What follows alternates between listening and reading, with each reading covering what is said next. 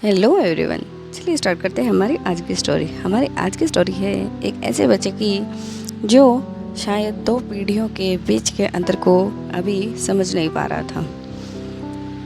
आरव अपने कमरे की खिड़की के पास बैठा था। बाहर की दुनिया बदल रही थी। लोग अपने सपनों के पीछे भाग रहे थे, नई सोच अपना रहे थे और अपनी पहचान बना रहे थे। लेकिन उसके घर के अंदर समय जैसे ठहर सा गया था।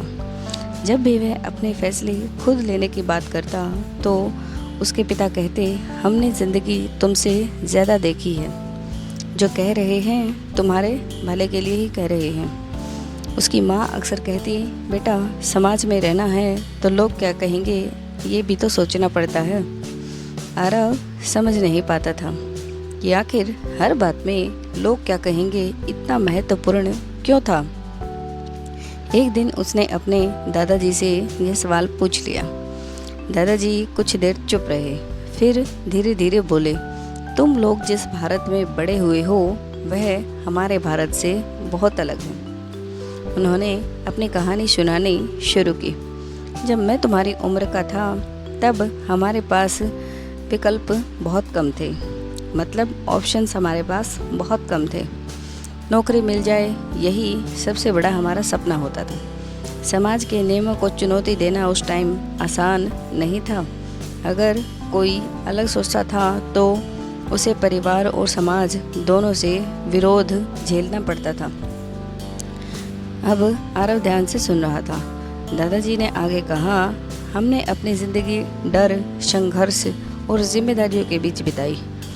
धीरे धीरे वही सोच हमारी अब आदत बन गई है। हम अपने बच्चों को सुरक्षित रखना चाहते हैं, इसीलिए उन्हें नियंत्रित करने लगे। हमें लगा कि शायद यही प्यार है, लेकिन क्या हर बार नियंत्रण प्यार होता है? तभी आरव ने पूछा।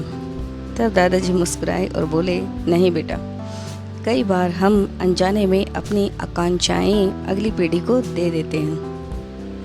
हम सोचते हैं कि त्याग और दबाव से बच्चे सही रास्ते पर चलेंगे, लेकिन कभी कभी वही दबाव उनके सपनों को दबा देता है। उस रात आरव बहुत देर तक सोचता रहा। उसे एहसास हुआ कि उसके माता पिता बुरे नहीं थे, वे बस उसी सोच के साथ बड़े हुए थे जो दशकों से चली आ रही थी। उन्होंने कभी उन नियमों पर सवाल नहीं उठाया था, क्योंकि उनके समय में ऐसा करना आसान बिल्कुल भी नहीं था। लेकिन अब समय बदल चुका था। कुछ दिनों बाद आरव ने अपने माता पिता से शांतिपूर्वक बात की। उसने कहा, मैं आपकी इज्जत करता हूँ, आपके संघर्षों को भी मैं समझता हूँ, लेकिन मैं अपनी पहचान भी बनाना चाहता हूँ। अगर मैं कुछ अलग सोचता हूँ तो इसका मतलब यह बिल्कुल भी नहीं है कि मैं आपसे दूर जा रहा हूँ। पहली बार उसके माता पिता ने उसकी पूरी बात सुनी। शायद वे पूरी तरह नहीं बदले थे, लेकिन उन्होंने समझने की कोशिश शुरू कर दी थी। आरव ने भी समझ लिया कि बदलाव लड़ाई से नहीं बल्कि बात करने से आता है। आपस में बात कीजिए, एक दूसरे को समझिए। उस दिन एक महत्वपूर्ण बात भी उसके समझ में आई। आगे बढ़ना बड़ों का अपमान करना नहीं होता। आगे बढ़ना उन आदतों और सोच पर सवाल उठाना है जिन्हें वर्षों तक बिना सोचे समझे सही मान लिया गया था और आज तक वो चली आ रही है। और शायद हर पीढ़ी का सबसे बड़ा काम यही होता है कि अच्छी परंपराओं को आगे बढ़ाना और उन पुराने बोझों को छोड़ देना जो कि इंसान को उड़ने से रोकते हैं। आपको हमारी आज की स्टोरी कैसी लगी हमें कमेंट करके ज़रूर बताइए। अगर आपके साथ भी ऐसा ही होता है तो प्लीज़ अपने बड़ों से बात कीजिए, वो शायद समझने की कोशिश करने लगेंगे। Thank you, thanks for watching, like, share and subscribe.